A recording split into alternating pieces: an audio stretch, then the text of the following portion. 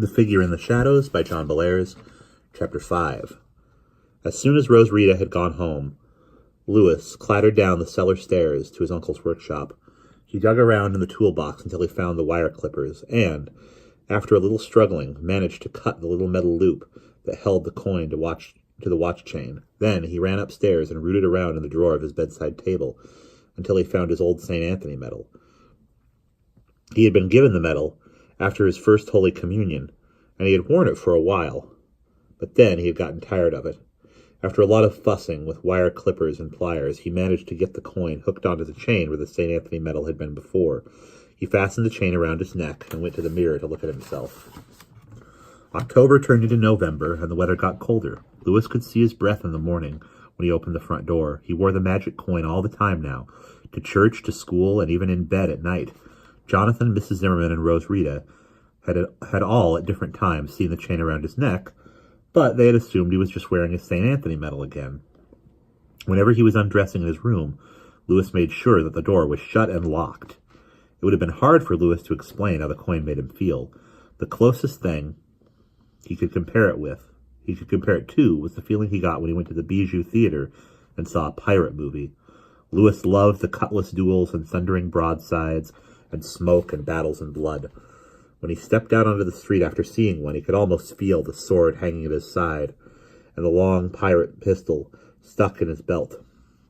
As he walked home, he imagined that he was wrapped in a heavy cloak and stalking toward the docks in some Spanish port, or pacing moodily on the quarterdeck as the planks under him shook to cannonade after cannonade. He felt grim and strong and brave and heartless and cruel. It was a good feeling, and it usually lasted about half the way home. Then he was just plain old Louis again.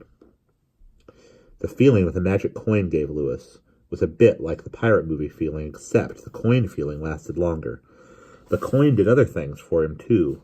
For one thing, he found that his head was full of schemes and plots. He would walk along dreaming up ways to get even with Woody Mingo and the other kids who bothered him. Of course, he had dreamed up revenge before the magic coin came into his life, but his planning had never been so good. Sometimes Louis had to shake his head to get rid of a plan that was too awful to think about, and it seemed to Louis that he was dreaming a lot more at night now. The dreams seemed to be in color, with music playing in the background, stirring military music. Louis would dream that he was riding at the head of an army, or leading his knights up over the walls of a castle. There were other dreams, too, really frightening ones, but he could never remember them. He just woke up with the feeling that he had had them. So Louis wore the coin and waited for it to do something for him. And around this time, Woody Mingo began to make life really miserable for Louis. It was as if Woody sat up nights thinking of mean things to do. He managed to get a seat near Louis in school, and when Mrs. Haggerty's back was turned, he would dart across the aisle and pinch Louis in the neck hard, so that it hurt for a long time afterward. Or he would goose Louis when they were in the bathroom together, or he would put dead mice in Louis's briefcase because he knew that Louis was very much afraid of dead animals. Probably the most maddening thing that Woody did was to march Louis down the stairs of the school during fire drills. Louis's school was a tall old brick building with shaky wooden staircases. The 6th grade room was on the 2nd floor, and when the fire bell rang, everyone lined up at the top of the staircase. Woody would slip in behind Louis, and he would put one hand in each of Louis's hip pockets and march him down the stairs, saying, "Right butt, left butt, hop, 2, 3, 4, march," until Louis got to the bottom, shaken and sick and almost in tears. Louis didn't understand why Woody had decided to pick on him. It was like those kids who jumped out at you when you were walking down the street and wouldn't let you by till you told them your name, and they pounded you a couple of times in the arm. They were bullies, and so was Woody. Kids like that always seemed to be attracted to Louis. He had hoped that his magic coin would help him to stand up to Woody, but so far it hadn't. Louis might be walking down the street with the coin around his neck, imagining that he was Blackbeard the pirate or Tom Corbett, space cadet. Then he would run into Woody, and all his courage would evaporate, and he would find himself thinking about the red-handled jackknife that Woody carried in his pocket. But maybe the coin would help him yet. He hoped that it would. One night, Louis went to bed, thinking about how to get even with Woody Mingo. He fell asleep amid daydreams of exploding baseballs and poisoned peanut butter sandwiches and trapdoors that dropped people into cauldrons of boiling oil.